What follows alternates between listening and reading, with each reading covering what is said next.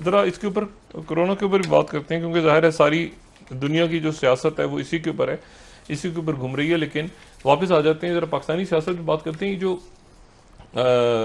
तनाव है पाकिस्तान और भारत का, इस तनाव को मैं देख रहा हूँ चाइना और अमेरिका के तनाजुर में और खत्ते के तनाजुर में, पूरे खत्ते के। और मैं ये बात हमेशा कहता रहता हूँ कि अब पाकिस्तान में जो भी तब्दीलियाँ आएंगी वो खत्ते के वाक़यात और जो दुनिया के वाक़यात हैं, वो चूँकि पाकिस्तान बिल्कुल दरमियान में इस वक्त जो है वो सुपर पावर्स के बिल्कुल सेंटर में, पॉलिटिकली भी, जोग्राफियाई अंदाज में भी, ताकि तो जो भी फैसले होंगे बड़े, उसमें पाकिस्तान नज़रअंदाज नहीं हो सकता। अच्छा, अब पाकिस्तान जो है उसमें आप ये देखें कि ये जो तनाव पाकिस्तान का और भारत का बढ़ रहा है, और जो वज़ीर आज़म पाकिस्तान की तरफ से बात हुई कि जी आप, जब उन्होंने हलफ उठाना था तो उन्होंने कहा कि बहुत से मेहमान बुलाए, क्रिकेटर्स थे, वहाँ से शुरू करें ना, मोदी ने मना कर दिया। उसके बाद ये हुआ कि वो बढ़ता गया तनाव, बढ़ते बढ़ते ये हुआ कि वो कश्मीर के अंदर जो है वो, उसके बाद फिर 5 अगस्त हो गया, 5 अगस्त हुआ और वो दिन है और आज का दिन है। फिर उसके बाद दोहरी शहरियत, वो और हंगामे शुरू हो गए भारत के अंदर, साथ ही कोरोना वायरस आ गया। फिर उसके बाद जो 2-4 दिन हफ्ते में पिछले हुआ वो हम कल डिस्कस कर चुके हैं। लेकिन असल जो बात है वो ये है कि एक नई चीज़ कल सामने आई, और सामने मैंने आपसे कहा ना कि भारत छेड़खानी चाहेगा, वो छेड़खानी करना चाहे, कोई रीजन ढूंढेगा इस वक्त। उसकी वजह यह है कि अगर वो नहीं ढूंढता, अगर वो देखें ये सी पैक जो है चाइना का, ये बहुत अहम है अमेरिका के लिए भी, चाइना के लिए भी, पूरी दुनिया के लिए भी। कल भारत ने क्या किया जनाब, उनका जो महकमा मौसमियात है जो दिल्ली में बैठा है, छोटी छोटी चालाकियां, छोटी छोटी ये तो हम भी कर सकते हैं बैठ के, मेरा ख्याल से कर लेना चाहिए हमें। उनके महकमे मौसमियात ने जो मौसम दिखाया भारत का, तो उसमें उन्होंने गिलगित बल्तिस्तान का मौसम भी बता दिया है। उनके जो टीवी स्टेशन हैं उन पर गिलगित बल्तिस्तान, मीरपुर, मुजफ्फराबाद, यानी आजाद कश्मीर और हमारे पास जो इलाके हैं, पहली दफा उनका मौसम का हाल बता रहे हैं वहां पे बैठ के। अच्छा जी, और ये इसको अजीत देओल वहां पे बराह रास्त ये उनके अहकामात से हुआ। यानी कोई ये क्या मसला है, हम यहाँ बैठ के नई दिल्ली का और श्रीनगर का और कलकत्ता का दर्जा हरारत बताना शुरू कर दें, क्या इससे क्या मसला है? हम तो बल्कि पूरी दुनिया की बताते हैं, ग्लोबल। तो उन्होंने उसको भारत में ऐड कर लिया है, भारत का मौसमी हाल सुनाते हैं आपको, आजाद कश्मीर के इलाके, छोटी छोटी चालाकियां। अब मसला ये है, तो ये तनाव इंडिया बढ़ाना चाहेगा। अच्छा, इसमें अब 2-3 बातें इंपॉर्टेंट। पहली बात तो यह है कि ये मैं क्यों कह रहा हूं कि चाइना के लिए इस वक्त जो है, चाइना और अमेरिका जहां पे पहुंच गए हैं वहां से पीछे नहीं हट सकते, चाइना नहीं हट सकता पीछे। 1919 में, यानी आप इस तरह समझें कि जब इनकलाब आया है रूस में पिछली सदी में, तो 1919 में 1917 में इनकलाब आ गया, जार वगैरह चले गए वहां से रूस को, और लेनिन आ गए, व्लादिमीर लेनिन आए, और लेनिन ने आके वहां पे मार्क्सिज्म को स्टार्ट किया। अब दुनिया तब्दील हो गई ना, मतलब सोशलिज्म, मार्क्सिज्म, ये लेफ्ट, पूरा एक नया ऑर्डर आया दुनिया में।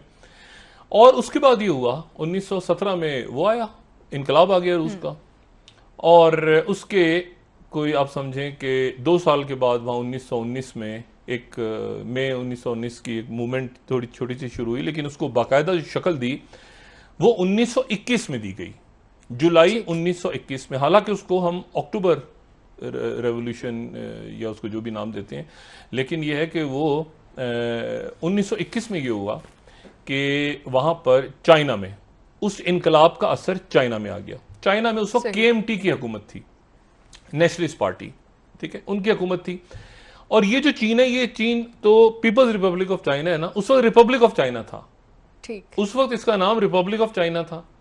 तो ये जो मुल्क है, यहां पर 1921 में कम्युनिस्ट पार्टी की बुनियाद डाली। एक कॉन्फ्रेंस हुई जुलाई के अंदर, जुलाई 1921 में, और उसमें 2 बड़े नजरियाती किस्म के लोग थे, एक तो द्यूवाइफ चैं और एक लाई दाइजोहो। ये लोग बैठे और इनके साथ इनके कुछ 40-50 दोस्त थे। इन्होंने एक मीटिंग की और कम्युनिस्ट पार्टी ने जन्म ले लिया जुलाई 1921 में। ठीक। उसके बाद ये हुआ कि वहां पे केएमटी के सदर, जो केएमटी का चेयरमैन था, उसकी डेथ हो गई। और उसके बाद जनाब ये कम्युनिस्ट पार्टी गुरीले इधर उधर 1900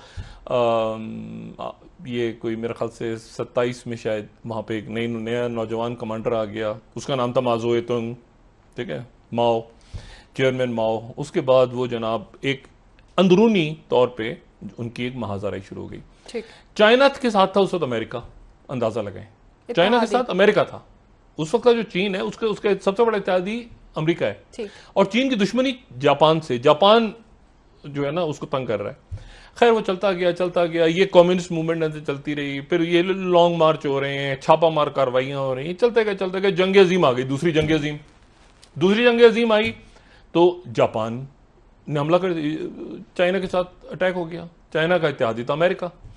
फटे वटे चलते रहे, सब कुछ होता रहा, ये वो दांगे में आ गया पीछे। खैर वो खत्म हुई, जंग अजीम जैसे खत्म हुई तो इस दौरान उसके फौरन बाद कम्युनिस्ट पार्टी को संभाल लिया चेयरमैन माओ ने और जबरदस्त करके रख दिया केएमटी को, जो वहां पे अमेरिकन इत्तेहादी हुकूमत मौजूद थी, रिपब्लिक ऑफ चाइना की। और लॉन्ग मार्च, और ये लॉन्ग मार्च वहीं से निकला है ना चाइना के, इस पर और भी बात कभी करेंगे। खैर वो कूट के वो खुश होते थे, इधर खत्म हो गया, वो मारा गया, ऐलान करते थे माओ मारा गया, माओ उधर से निकल आता था, उस खेत में से निकल आया, फिर उधर से निकल आया, उधर तो करते करते 1949 में चीन जो है वो आजाद हो गया केएमटी से। ठीक। और रिपब्लिक ऑफ चाइना बन गया पीपल्स रिपब्लिक ऑफ चाइना, जो कि आज मौजूद है। और वहां पर सारी पार्टियां खत्म हो गई और एक पार्टी रह गई जिसका नाम था कम्युनिस्ट पार्टी ऑफ चाइना, जिसको चेयरमैन माओ हेड करते हैं। यह वाकया है 1921 की कम्युनिस्ट पार्टी 1921 में बनती है, 49 में आजादी हासिल करती है। ठीक। अच्छा, अब उसके बाद जिनसे इंस्पायर होकर आजादी हासिल करती है, यानी सोवियत यूनियन से, वो सोवियत यूनियन खत्म हो जाता है 91 में। 1991 में वो सोवियत यूनियन डिसॉल्व हो गया। उसके जो आखिरी सोवियत यूनियन के आखिरी सरबराह थे गोर्बाचोव, मिखाइल गोर्बाचोव, उन्होंने सोवियत यूनियन के खत्म होने का ऐलान कर दिया। और रशिया के पहले सदर आ गए जिनका नाम था बोरिस येल्त्सिन। ये जो पुतिन है ये चौथे सदर हैं रूस के। दूसरे, अच्छा, बोरिस येल्त्सिन के बाद भी आ गए थे, फिर उसके बाद गैप आया बीच में, और फिर उसके बाद पुतिन आ गए। तो 1991 में खत्म हो गया जनाब आपका सोवियत यूनियन, चाइना रह गया। अब 1921 में जो कम्युनिस्ट पार्टी बनी थी, 2021 में उसके 100 साल पूरे हो रहे हैं।